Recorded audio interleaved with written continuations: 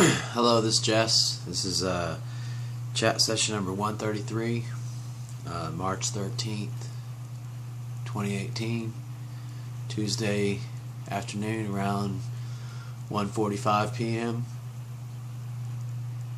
I got home at around 3:30 and pretty much sat down and went to sleep on the couch. And then Anita got up to go to work, and I guess it was around 5, and I went straight into the bed, went to sleep. Woke up about 11:30, and just not able to sleep anymore right now, so thought I would go ahead and bring this chat session, get it set up and do it. We're going to go right into the tidbits of history. 1942. The U.S. Army launches Canine Corps. It's a dog training program. They had all kinds of needs that dogs could provide, from preventing surprise attacks to detonation, bomb sniffing dogs, that kind of stuff. And also morale for the soldiers, going through and saying hey to the people that are there. The dogs are good morale builders. The most famous World War I canine would be Rin Tin Tin. Very active in World War I stuff. The most famous dog from World War II was Chips. Took down a full artillery area and was able to bring the soldiers in to knock it out and to overtake a certain situation that they needed to have. They had ceased the dog training program after World War I and restarted on this date in 1942. But dogs always seem to play a part with man, and here's another example. We're going to go right into the bands situation we got going. This is bands that begin with the letter G. Gentle Giant, Gary Moore, Godsmack, Goliath, Gillian, Gunther Brown, Grateful Dead. I'm sure there's more. Just couldn't think of any off the top of my head, so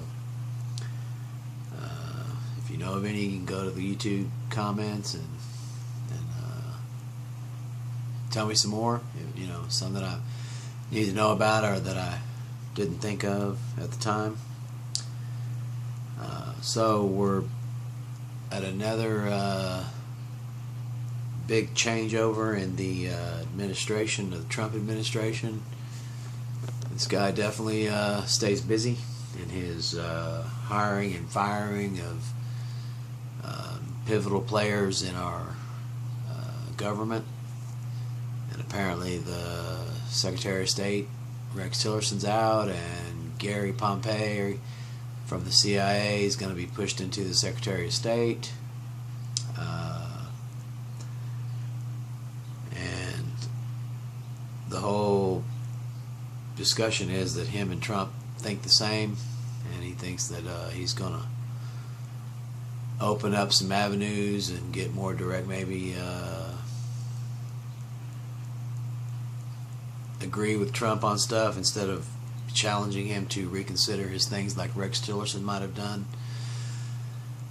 I'm not a Rex Tillerson fan, but at least he seemed to try to assert his opinion on things with Trump, and of course to his demise he's out of there. But I think there's some underlying stuff going on besides that. I mean, I believe the man was CEO of Exxon, so he's not hurting, and who knows, this could all be a big underlying thing going on, deals made way beforehand. I'm not saying anything, I'm just looking at the possibilities. But we have some serious issues in our government. The weakening, the shaking of familiarity in and out of people, people leaving, people getting fired, in pretty important positions. That leaves holes in our government. That leaves holes in our national security. I don't know. You know, you can support Trump all you want. I think it's just a big reality show game for him. But unfortunately, he's the president of our country.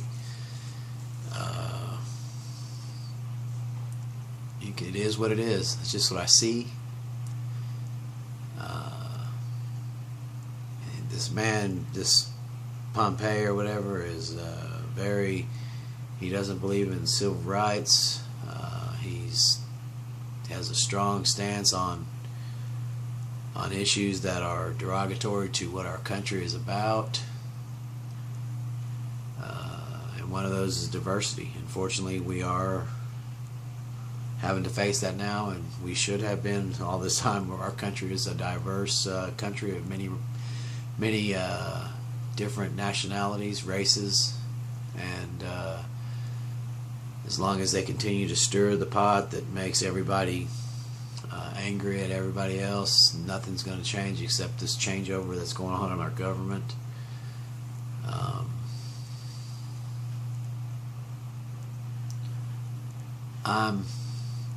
I'm really trying to stay neutral on it because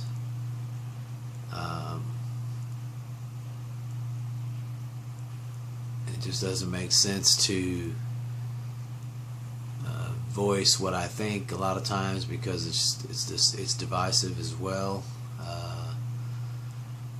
I'm for caring about each other, and that's divisive apparently. I believe in fairness, and that's divisive. I don't know. All the things that the core of humanity should be about have been thrown up into these arenas of I'm for this, I'm for that, and instead of embracing the truth, the critical thinking,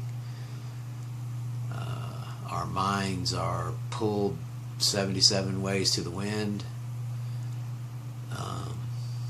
and therefore we're at a standstill. Even if we're moving, we're at a standstill, because there's somebody that's going to be opposed to whatever it is you think is right, and they're going to try to impose their beliefs on what you think, and name calling and vulgarities and all the put downs and all the things that come along with it. It's ridiculous. But I'm not unhappy, and no matter what they do, I'll try to remain happy. I might talk about stuff. I might sometimes come across as being unhappy. I'm more frustrated than anything, but I'm happy. So this is Jess. Be truthful, be happy. Let's look out for each other, okay? I'd like to hear from you about these bands, different things. Hey, Neil, appreciate you participating. You came up with some good ones down the line so far that I should have known about or thought about. Just remembered, I guess. Have a great Tuesday. This is Jess. Bye.